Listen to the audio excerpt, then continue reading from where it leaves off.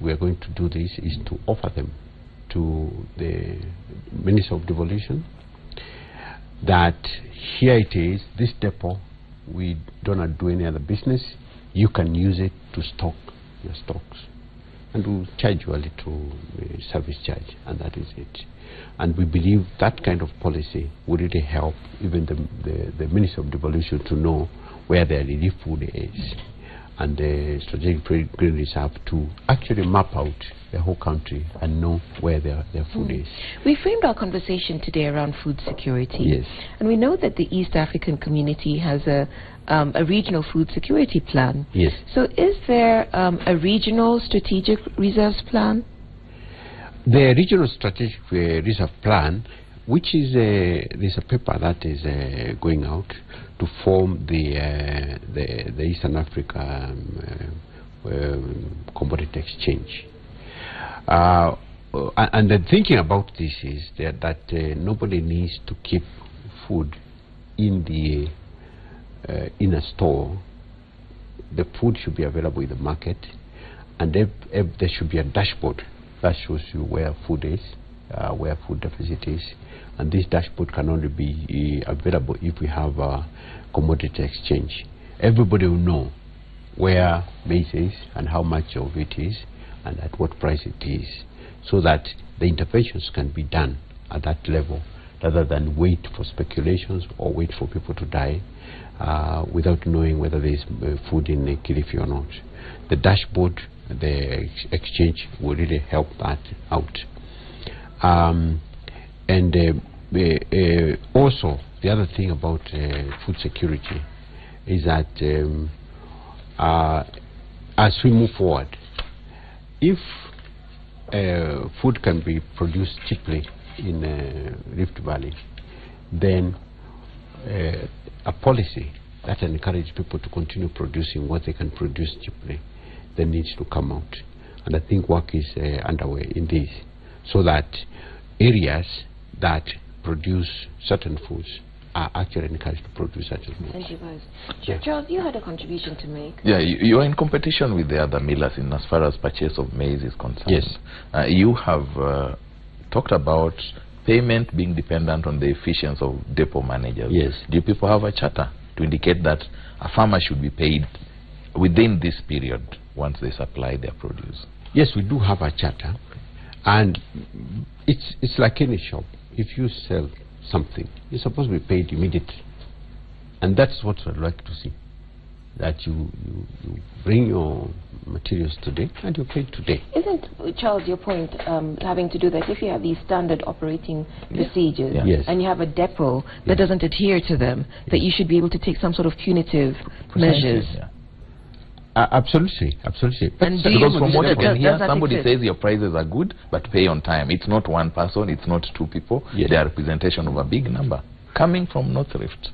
Yes, I agree, and I think to be fair to the listeners, it's only fair to say that the system is of course not perfect, but the system is much better than what it was before, and that doesn't mean that we are there yet.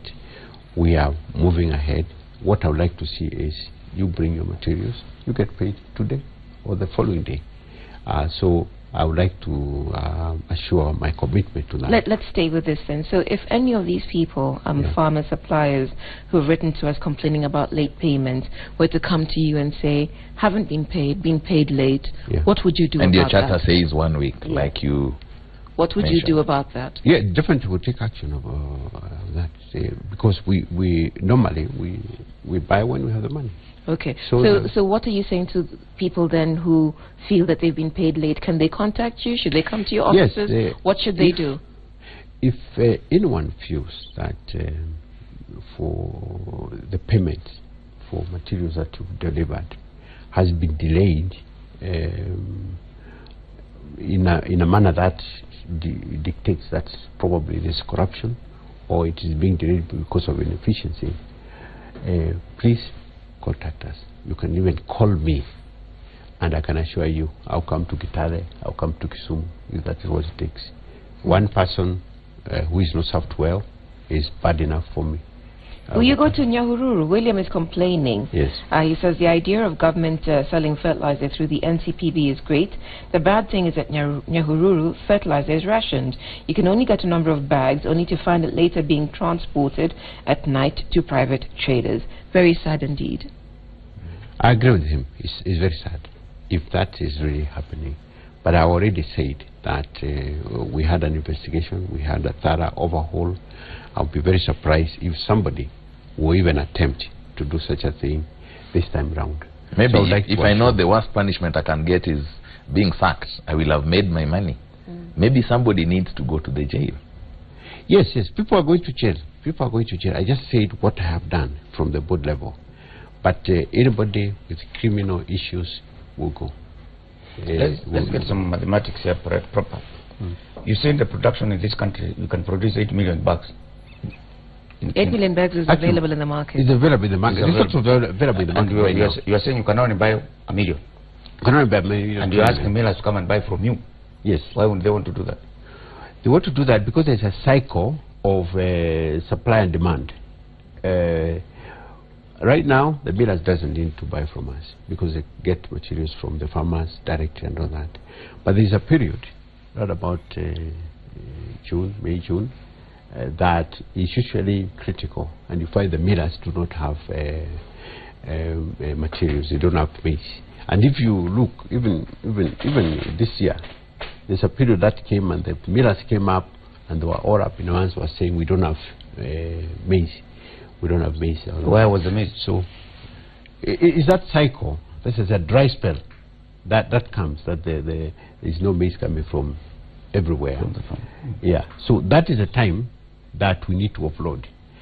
And the reason I was saying the millers should buy from us is because in the past they have been shy. Because every time they went, they saw maize that is not good enough for themselves. I'm trying to say that maize is good now. So come and buy from me so that I can also make some money for the organization and be able to take more from the farmers. Okay, so we're winding up now, and panelists, I'll come to you first, because we've heard quite a bit from Colonel Kingangi. Remembering that the premise of our conversation today was food security. Yeah. And as you know, we find ourselves in the same position. We've already established that.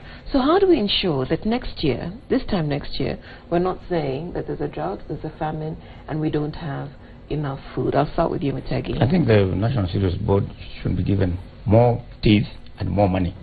As of now, they're just, as you said, it's a store. People come and take. They have no power. They have no. I think they shouldn't get the money to buy when they want to. They manage their own things instead of those civil service committees. They give them power and money. Charles? I suggest they go for it. They should not wait to be given. Seeing as they sit in the Strategic Grain Reserve Board, you should not be a conveyor. You can only convey what you receive.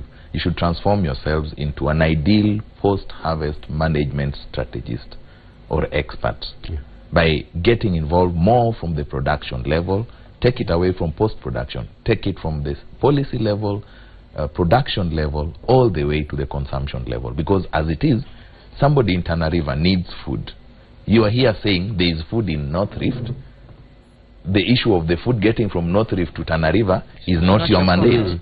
That's where we lose it. And I think that's where people look up to. You know, I expect that my granary at home, I go and get whatever I want when I want it. Yes. Not the granary telling me, oh, the bottom was broken into and the rats stole all the food or something like that.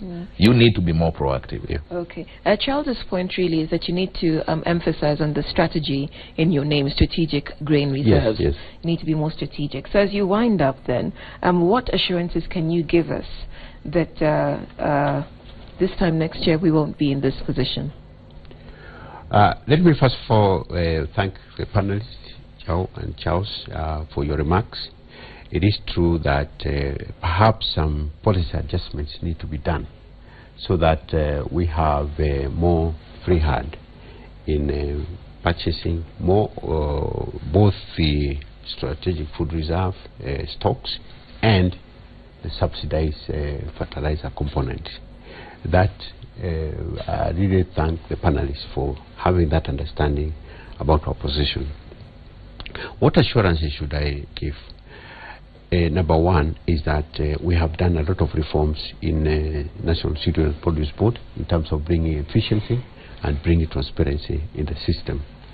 And I can assure the country that moving forward, that we have a robust system now that is able to respond very quickly, whether in terms of supplying subsidized fertilizer or off-taking maize, or being able to react quickly. That our system is robust.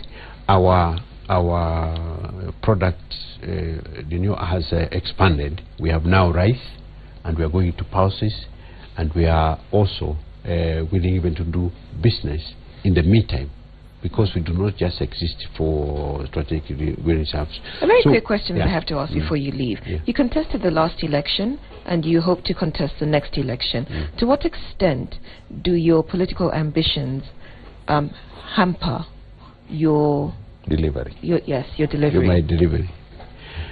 Lucky for me, yes, I contested in Benin South constituency, and hopefully, if I'm released from this job, I might try again.